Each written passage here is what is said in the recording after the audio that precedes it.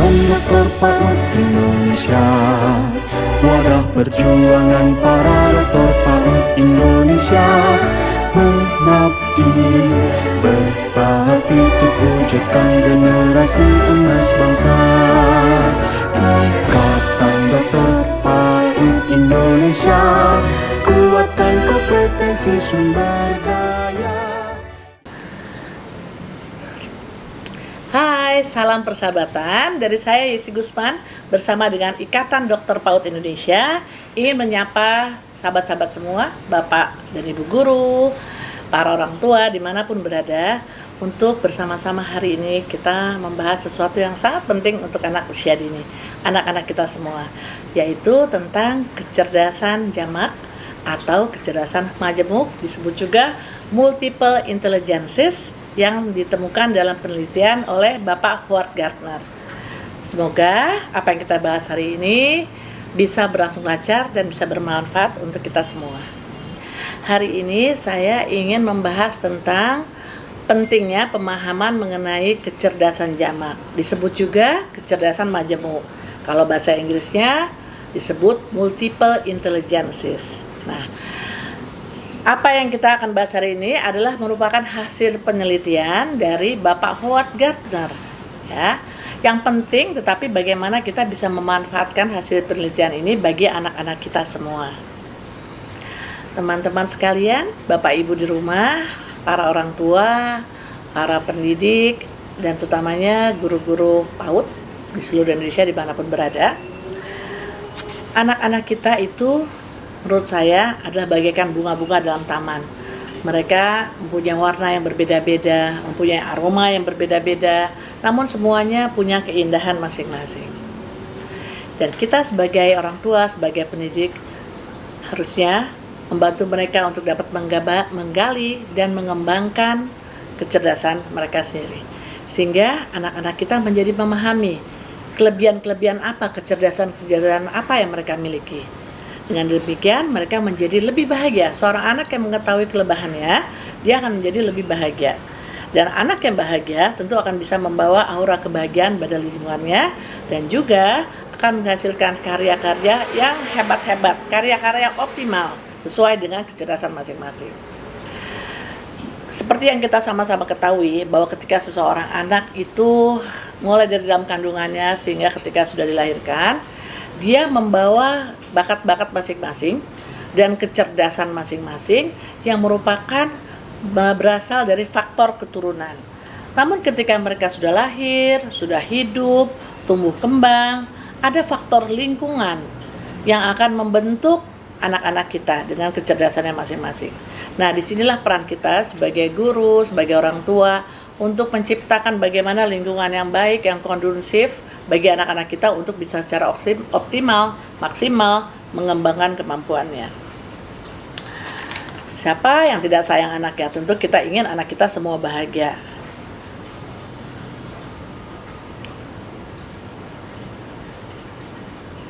Oke. Nah, di sini kita akan mulai masuk membahas tentang kecerdasan jamak yang merupakan hasil penelitian Bapak Gardner. Ada berapa sih kecerdasan jamak? Pada umumnya yang kita ketahui adalah namanya kecerdasan berdasarkan standar ukuran IQ. Namun ternyata kecerdasan itu bukan hanya yang kita anggap, yang kita selama ini kita namakan IQ. Ternyata masih banyak kecerdasan-kecerdasan lainnya. Yang kita akan bicarakan di sini untuk anak usia dini ada 8 kecerdasan jamak. Namun sesungguhnya sudah lebih dari 30 kecerdasan yang ditemukan, termasuk diantara kecerdasan untuk bertahan hidup. Namun demi kepentingan anak-anak usia dini kita hanya akan membahas 8. Apa saja sih kecerdasan jamak itu? Yuk kita simak lebih lanjut ya. Saya akan menunjukkan gambar di sini. Ini Bapak Ibu bisa lihat di sini ya, ada 8 kecerdasan multiple intelligences. Kita akan bahas satu-satu ya. Kita akan bahas satu-satu. Yang ini sebetulnya semuanya nilainya sama, tidak ada yang lebih dan tidak ada yang kurang. Cuma saya akan membahasnya satu-satu. Kecerdasan kinestetis atau bodily kinestetis. Ini apa? Ini ketika kita melihat anak kita sangat pandai misalnya melempar bola. Ketika dia pandai melompat, ketika dia bisa berlari cepat, atau dia bisa menari atau melakukan gimnastik dengan luas. Artinya badannya itu sangat lentur, sangat mempunyai kelebihan dalam melakukan kegiatan-kegiatan motoriknya. Nah, kemungkinan besar anak Bapak Ibu mempunyai kecerdasan dalam bidang bodily kinestetis. Nah, jika Bapak Ibu menemukan anak yang kira-kira punya kelebihan dalam bidang kinestetisnya, mari kita ajak mereka untuk melakukan kegiatan-kegiatan yang lebih bernuansa pada kekuatan tubuh, ya. Mungkin mengikuti pelajaran menari atau olahraga bela diri atau seperti itu. Karena siapa tahu kelak suatu hari dia akan menjadi penari yang hebat. Itu juga salah satu kecerdasan. Dia menjadi olahragawan atau olahragawati yang hebat karena kelebihan kecerdasan dalam bidang kinestetis. Oke, yang berikutnya, musikal. Ini juga menarik tentang kecerdasan musikal, ya. Kalau kita mendeteksi anak kita sangat suka menyanyi berbagai lagu, mendengar sedikit saja di televisi sudah langsung hafal dan bisa menyanyikannya. Itu Indonesia saya rasa dengan banyaknya juara-juara yang sudah cukup terkenal di dunia, ya. Nggak usah disebut ya, Putri Aryani ya itu ya. Jadi banyak penyanyi-penyanyi kita yang luar biasa ya. Nah itu mungkin karena mereka punya kecerdasan musikal. Mungkin karena orang tuanya membantu dia untuk terus mengembangkan kecerdasan musikalnya. Misalnya mengikutkan pada kursus-kursus piano, kursus-kursus menyanyi dan lain-lainnya. Jadi musikal ini juga salah satu kecerdasan. Lalu kita masuk lagi kepada kecerdasan verbal linguistik. Verbal linguistik itu adalah satu jenis kecerdasan yang berkaitan dengan bahasa. Ketika kita menemukan anak kita pandai menulis, pandai lebih cepat menulis ya, kemampuan menulisnya, lalu pandai suka membaca aneka buku, suka berpantun, suka berpuisi, suka mendongeng, itu kemungkinan besar dia mempunyai kecerdasan linguistik. Nah, kalau kita menemukan seperti ini, tentunya kita harus berikan ajakan pelatihan-pelatihan melalui bermain, karena anak usia dini selalu belajar melalui bermain yang berkaitan dengan linguistik ini. Suatu waktu dia akan menjadi penulis-penulis yang hebat, pencatat-pencatat sejarah. Dia juga bisa menjadi orang-orang berpekerjaan menjadi penterjemah, menjadi seseorang yang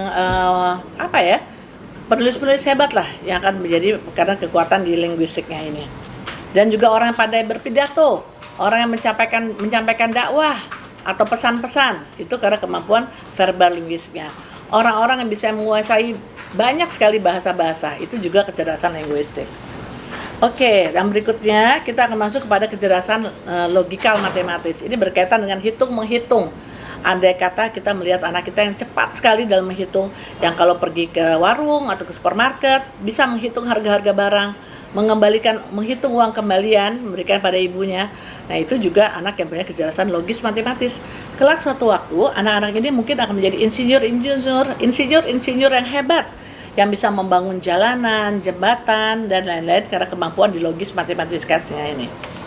Logis matematis. Lalu ada lagi kecerdasan yang disebut dengan natural. Apa ini kecerdasan natural? Ini adalah anak-anak yang menampakkan minatnya kepada memelihara binatang, menanam tanaman, mengetahui jenis-jenis aneka pohon-pohonan yang ada di kebun kita. Nah, mungkin suatu waktu dia adalah anak-anak yang bisa menjaga lingkungan alam kita, menanam tanaman-tanaman kembali di hutan-hutan. Dia juga mungkin akan mengetahui jika akan ada hujan, bagaimana bisa membaca alam, bagaimana mencegah banjir, bagaimana menjaga agar tidak terjadi tanah longsor, dan lain-lainnya.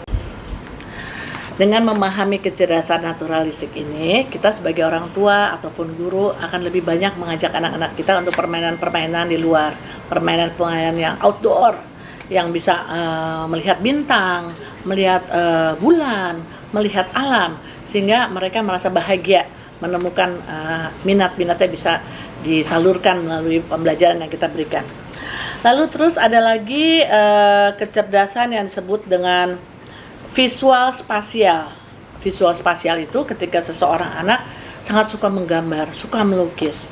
Dia suka membuat video-video sendiri, ya. Zaman sekarang anak-anak bisa membuat film-film sendiri. Itu juga adalah kecerdasan yang sangat spesial.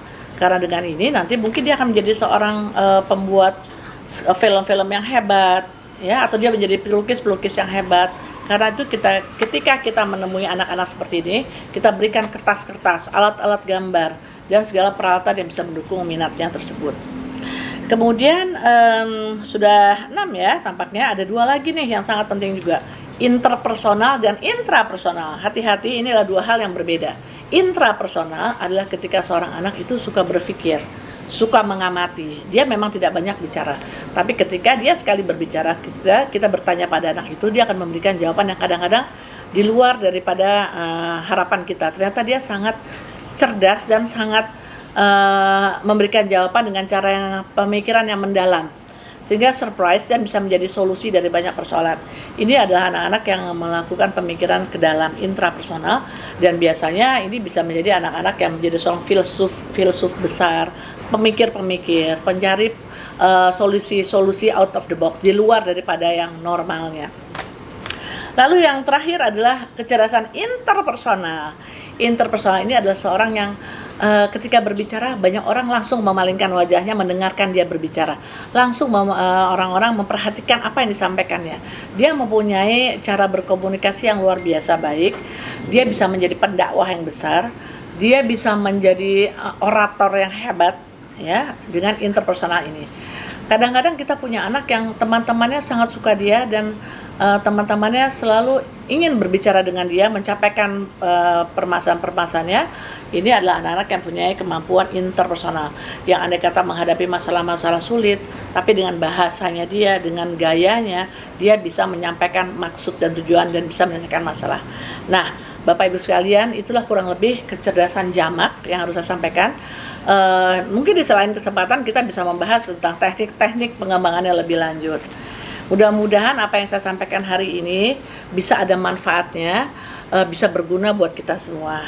Nah, di akhir kata, saya Isi Gusman dengan Ikat Paudi ingin mengajak bapak-bapak dan ibu-ibu sekalian untuk terus kita bersama-sama bergandengan tangan untuk mendukung dan mengembangkan pendidikan anak usia dini dengan segala caranya, diantaranya dengan kecerdasan jamak ini. Dan saya mengucapkan banyak terima kasih atas waktunya. Semoga PAUD Indonesia terus maju, dan salam Ikat Paudi, serta sampai jumpa di episode berikutnya yang tentunya akan juga sangat menarik. Terima kasih.